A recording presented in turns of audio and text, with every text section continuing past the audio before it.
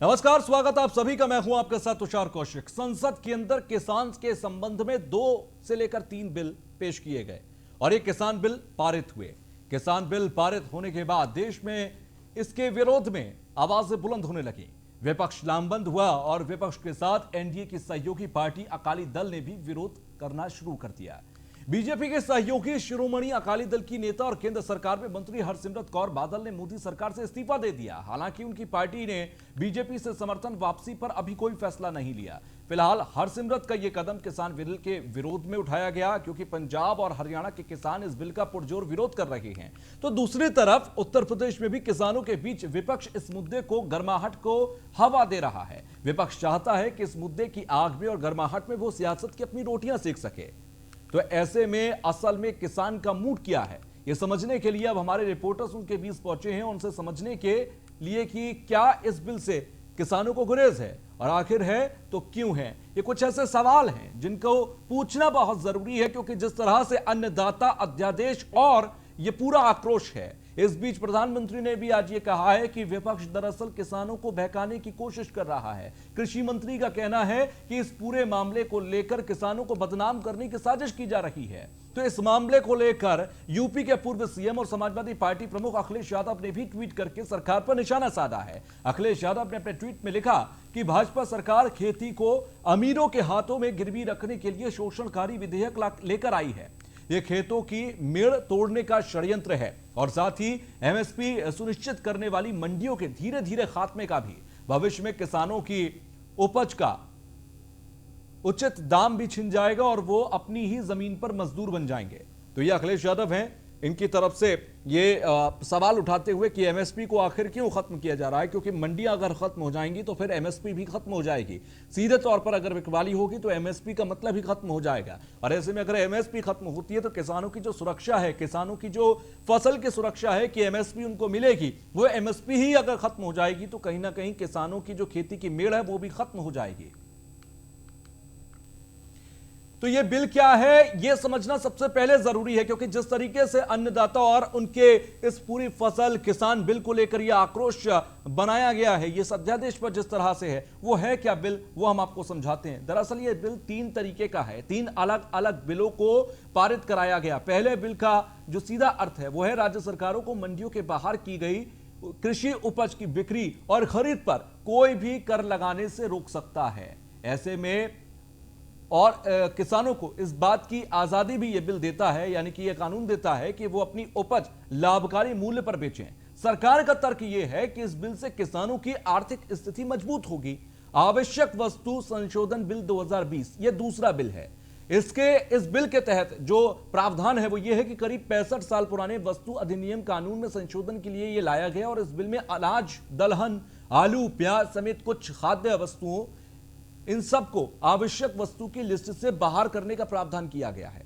सरकार का यह तर्क है कि इससे प्राइवेट इन्वेस्टर्स को व्यापार करने में आसानी होगी और सरकारी हस्तक्षेप से मुक्ति मिलेगी। सरकार का यह भी दावा है कि इससे कृषि क्षेत्र में विदेशी निवेश को बढ़ावा मिलेगा।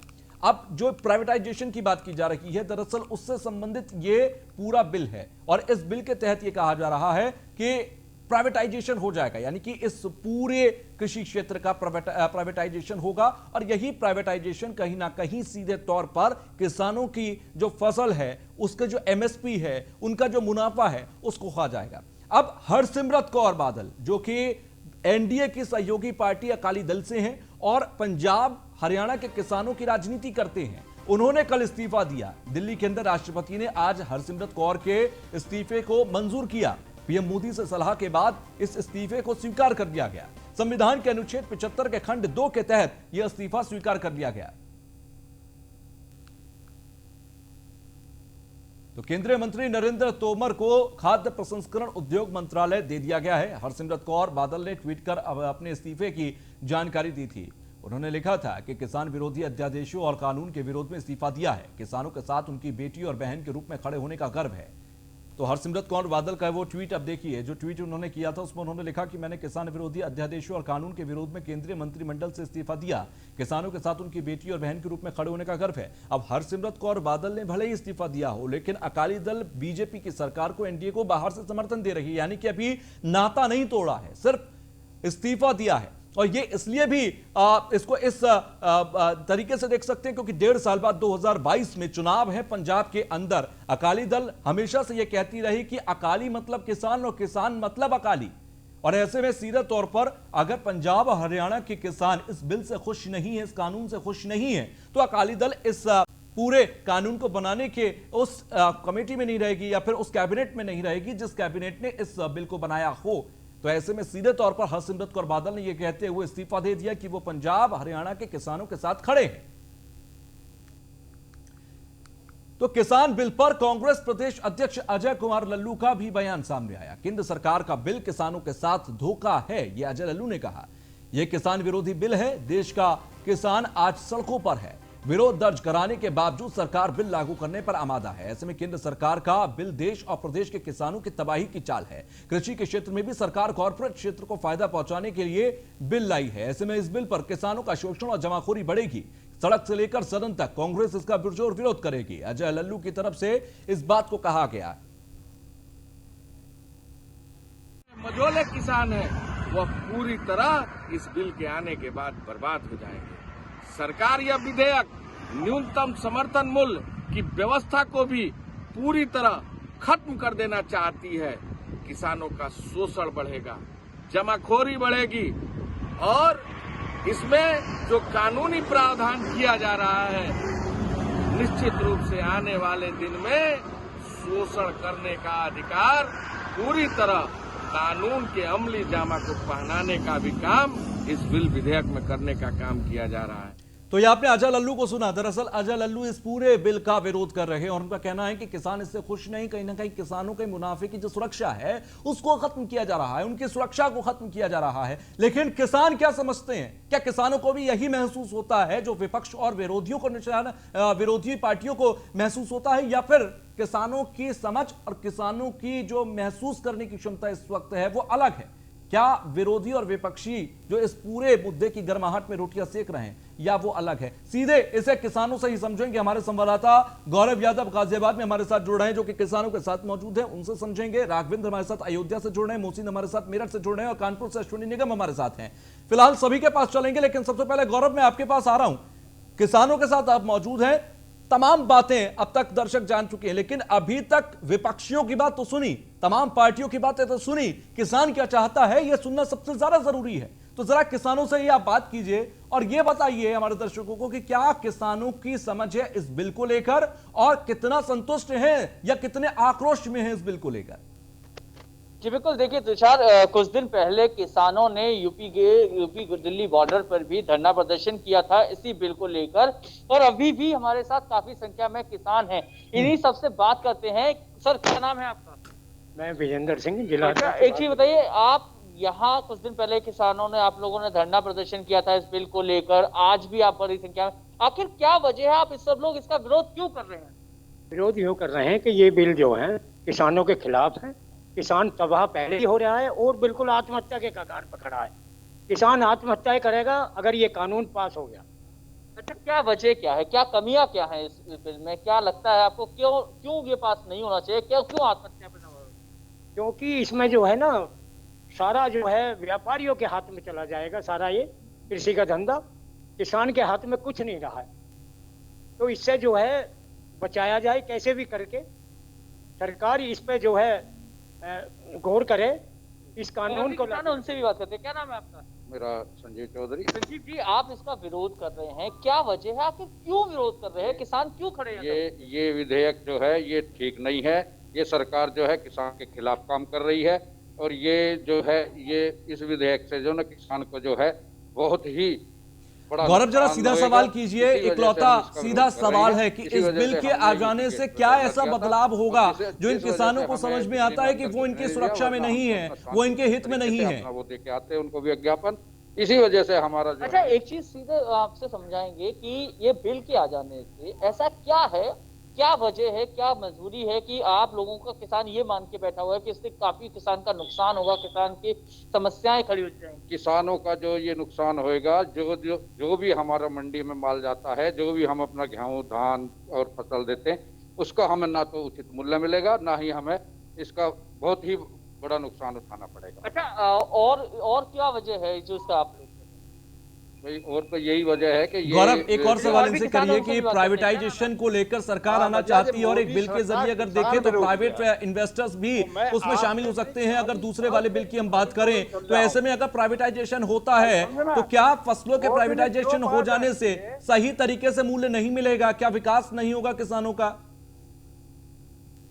जी बिल्कुल, देखिए आपको क्या लगता है कि प्राइवेटाइजेशन हो जाता है और यदि ये प्राइवेट के हाथ में जाता है तो क्या आपको सही मूल्य नहीं मिलेगा आपकी फसल का? सही मूल्य नहीं होने मिला। या मोदी सरकार ने 1950 क्विंटल गेहूं का भाव रखा, इस साल बिका है 1500 1550 और 400 रुपए में कोर खा गया बीच में। या मोदी को पूछ रहा हूं मैं, बता दे मोदी। ये देखिए किसानों के ठीक सीधे है सीधे गौरव, सवाल है कि ठीक यदि है 1900 गौरव, मैं का लौटता कर्ज है, हूं क्योंकि 1900 किसानों का रेट जो सरकार आक्रोश ने है वो तय अपनी किया जगह बिल्कुल और ठीक है, जायज है। कहीं ना कहीं उनको इस बात से कहीं संतुष्टि नहीं है कि एमएसपी अगर खत्म हो जाएगा तो उनका जो एक समर्थन मूल्य है वो नहीं मिलेगा, तो वो किस पर निर्भर होंगे? उनकी जो मुनाफा है या उनकी जो लागत है उसकी सुरक्षा कौन करेगा? राघवेंद्र हमारे साथ हैं अयोध्या से, और राघवेंद्र के साथ वहां पर कई किसान मैं पीछे देख पा रहा हूं। राघवेंद्र, जरा सीधा उन्हीं से ये सवाल कीजिए जो अभी गौरव के जरिए मैं जानने की कोशिश कर रहा था कि ये बिल जो उनको समझ में आया है उसके मुताबिक ऐसा कौन सा क्लॉज है या कौन सी वो बात है जिससे उनको गुरेज है कि ये हमारे हित में नहीं है?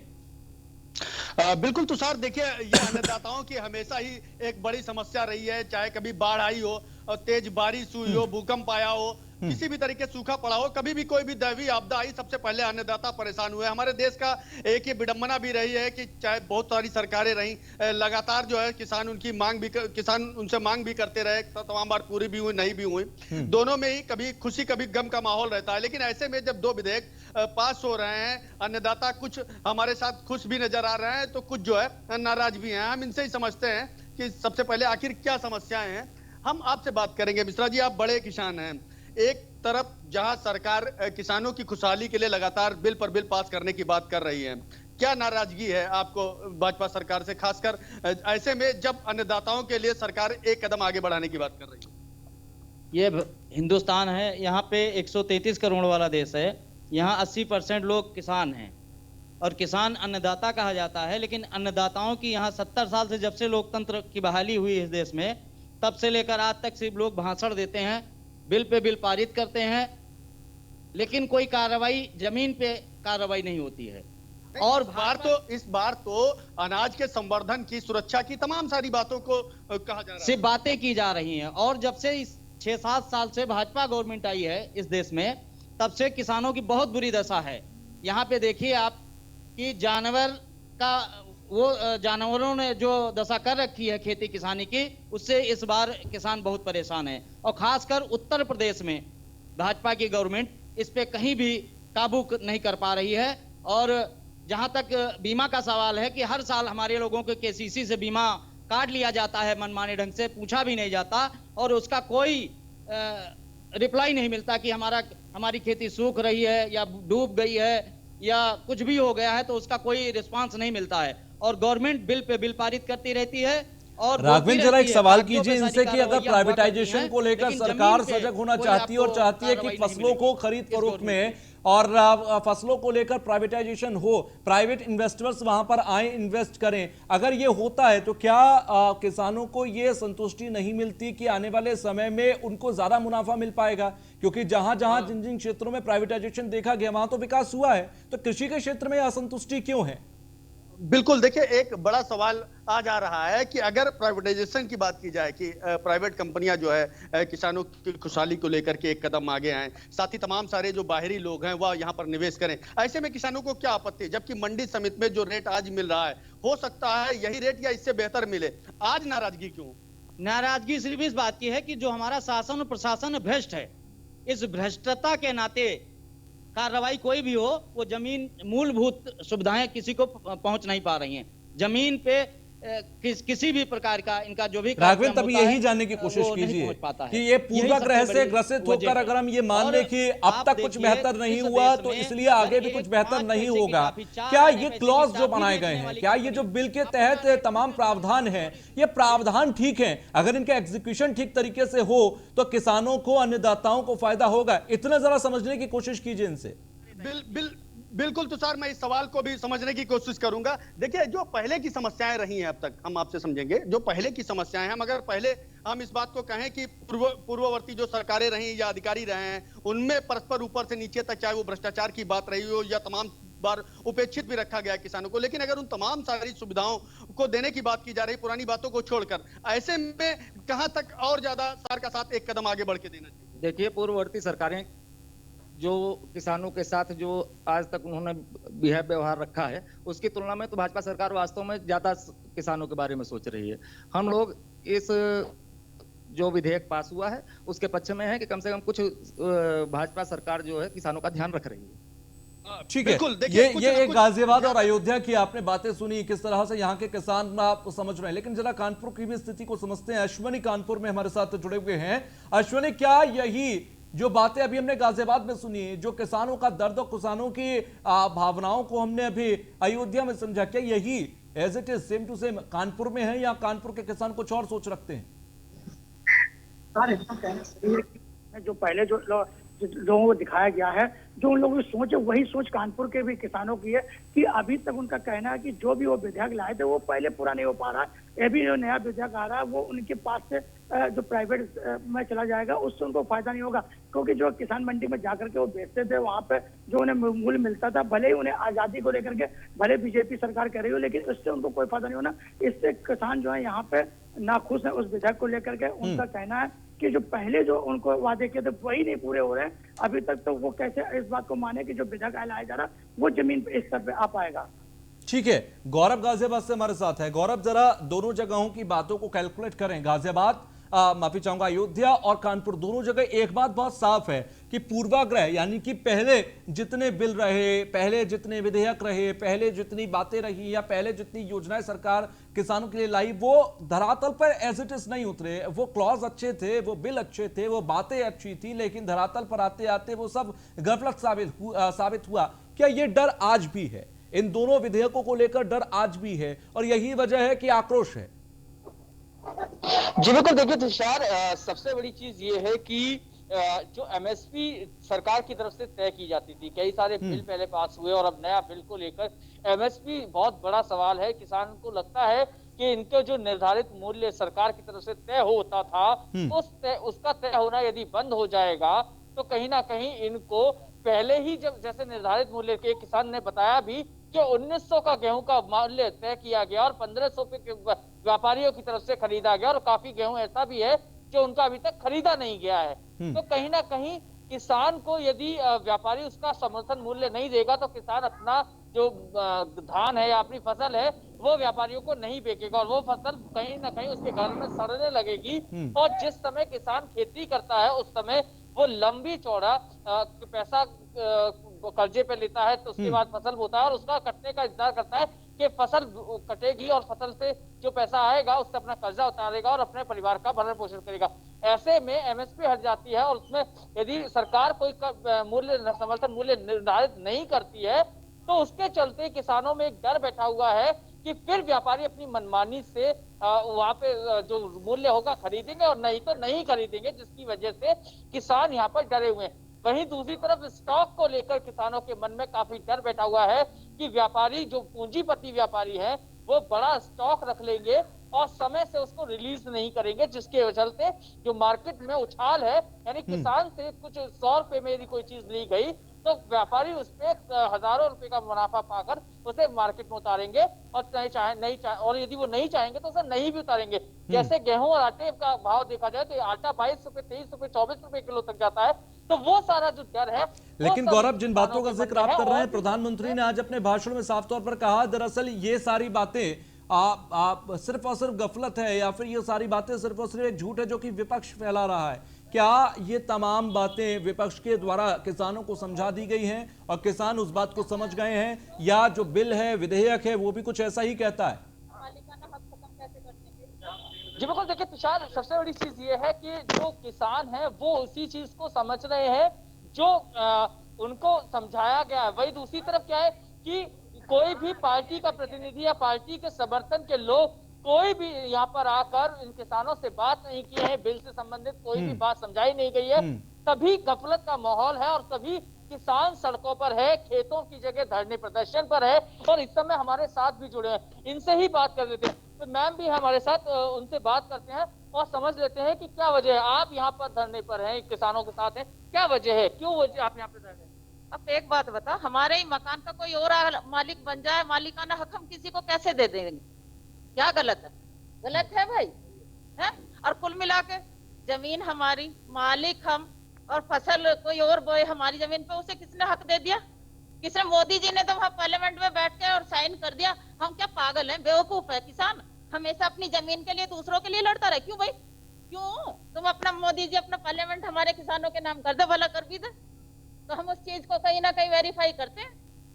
यानी कि आपको क्या लगता है कि इससे क्या वजह है कि किस तरीके का हनन होगा किसानों को? यार ये किसानों का हरण नहीं तो क्या है? जमीन हमारी, मालिक कोई और कैसे हो सकता है? लीज पे हम कैसे अपनी जमीन दे? गौरव जरा सवाल कीजिए कि ये बिल में कहाँ लिखा है कि किसानों की जमीन के मालिक कोई और होंगे? बताओ, ये जो बिल पास हुआ है, इस बिल में कहाँ लिखा? एक मिनट एक सवाल करते हैं, एक मिनट आप ये बताइए, जो बिल पास हुआ इसमें कहाँ लिखा है कि किसानों की जमीन लीज पर किसी और को दी जाए? क्यों नहीं लिखा? साफ साफ लिखा है। क्या आप लोगों ने पढ़ा नहीं है? आपने शायद बिल पढ़ा है। बिल में क्या क्या अमेंडमेंट हुए? उन्होंने सीधे सीधे ये कहा है जमीन किसानों की, बोएगा उसे कोई और लीज पर, और वो अपने तरीके से अपनी, और ये अपनी मर्जी से होगा, ये किसानों की मर्जी से होगा। अगर ये होगा तो किसानों की मर्जी से होगा। गौरव जरा समझाइए, क्योंकि यही एक बहुत बड़ा सवाल है कि कई भ्रांतियां फैला दी गई इस बिल को लेकर। लीज पर लेगा तो जो फसल उसमें खड़ी होगी, नहीं, किसान की जमीन यदि कोई प्राइवेट कंपनी लीज पर लेती है, एक मिनट आपसे सुनना चाहेंगे, जो फसल है, जो किसानों की जमीन यदि लीज पर कोई कंपनी लेती है तो उसमें जो फसल खड़ी होगी उसमें पूरा का पूरा अधिकार किसानों का रहेगा और किसान अपनी मर्जी से उसे बेचेगा। नहीं, जरूरत क्या, हम नहीं दे रहे हैं, हम इस चीज से वेरीफाई नहीं है, हम यानी कि तुषार कहीं ना कहीं किसानों ये आक्रोश है, मानना है कि ठीक है गौरव, ये कहीं ना कहीं अन्नदाताओं का आक्रोश है, क्योंकि अभी बिल पास हुआ, विधेयक बना और विधेयक बनने के बाद विपक्ष भी लामबंद हो गया।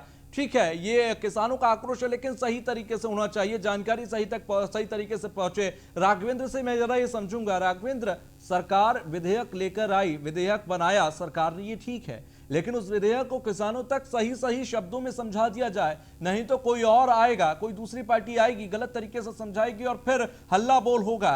यही क्या हो रहा है अभी हकीकत में? और फिर प्रधानमंत्री को भाषण में कहना पड़ता है कि विपक्ष आकर बरगला रहा है, विपक्ष आकर झूठ बोल रहा है लोगों से।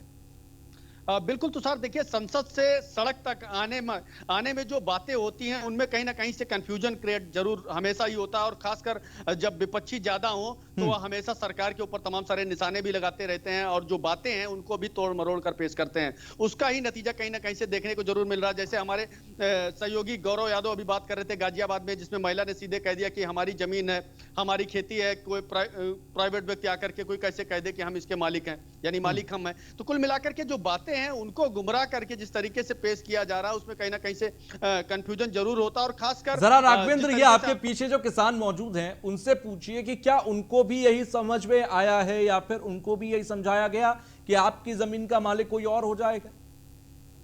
जरूर हम इस बात को भी समझने की कोशिश करते हैं। हमारे साथ मौजूद हैं, आप शिक्षित किसान हैं। आज के समय में जिस तरीके से भ्रांतियां फैलाई जा रही हैं कि आपकी जमीन है, प्राइवेटीकरण अगर होता है तो ऐसे में वो जमीन के मालिक भले ही आप रहे, लेकिन सब कुछ मालिकाना हक प्राइवेट लोगों के पास रहेगा। क्या बताया गया आपको इस एक्ट के बारे में? ये इसके बारे में जो है ये गलत भ्रांतियां फैलाई जा रही हैं, लोगों तक सही मैसेज नहीं पहुंचाया जा रहा है। लेकिन जो प्राइवेट का है, प्राइवेट का मतलब ये है कि जो भूमि हमारी, जो किसान मालिक वही रहेगा, ना कि जो है प्राइवेट का कोई अदर पर्सन रहेगा। हाँ, अपने जो प्राइवेट का मतलब ये है किसान की जो फसल है उसको खरीदेगा, यानी कि प्राइवेट इन्वेस्टर आपकी फसल में इन्वेस्ट कर सकता है, वो आपसे सीधे डील कर सकता है, चाहे वो कोई भी मल्टीनेशनल कंपनी क्यों ना हो। अगर चिप्स बनाने के लिए उसको आलू चाहिए तो वो आपसे डायरेक्ट डील कर सकता है और आपसे ठेके पट्टे पर आपसे काम कर सकता है। प्राइवेटाइजेशन का अर्थ ये होगा सीधे तौर पर।